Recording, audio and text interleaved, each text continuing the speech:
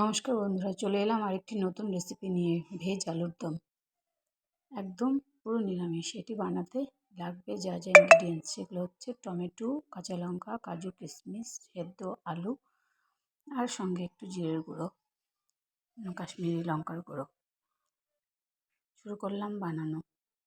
কড়াই গরম করে তেল দিয়ে দিলাম। সর্ষের তেল দিয়ে, আমরা সর্ষের তেল খাই তাই সর্ষের তেল দিলাম, সাদা তেল দিলেও চলবে।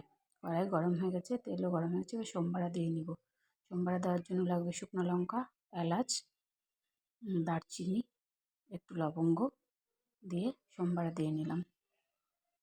এই আলুর দমটি দেখতে যেমন সুন্দর তেমন খেতেও খুব সুন্দর। একবার বানিয়ে দেখবে, খুব ভালো হয় খেতে। এবার আমি সেদ্ধ আলুগুলো দিয়ে দেব।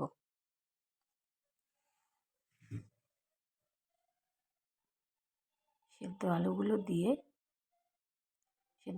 দিয়ে দিলাম। সেদ্ধ আলুগুলো দিয়ে একটু নুন, একটু হলুদ দিয়ে নিলাম। দিয়ে ভালো করে আলুগুলোকে ভাজতে হবে, একদম লাল লাল করে আলুগুলোকে ভাজতে হবে।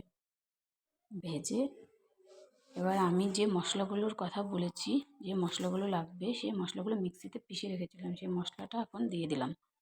দিয়ে এবার আমাকে আরও ভালো করে কষাতে হবে। এবার আমি কষাচ্ছি। কষানোর সময় কষে আসলে একটু কাশ্মীরি লঙ্কার গুঁড়ো দিয়ে দিতে হবে। অপশনাল, এটা দিলেও চলবে, না দিলেও হবে। দিলে একটু কালারটা ভালো হয়, তার জন্য। এবার হয়ে গেছে, তেল ছেড়ে দিলে ওর মধ্যে একটু চিনি, একটু ধনিয়া পাতাটাও অপশনাল, যারা খায় তারা দিবে, অনেকে খায় না ধনিয়া পাতা। দিয়ে একটু ঘি দিয়ে নামিয়ে নিতে হবে। ভিডিওটি ভালো লাগলে লাইক, কমেন্ট, শেয়ার অবশ্যই করবে। আর অবশ্যই বলছি, আলুর দমটি বানাবে ভাত, লুচি, রুটি সবার সঙ্গেই ভালো।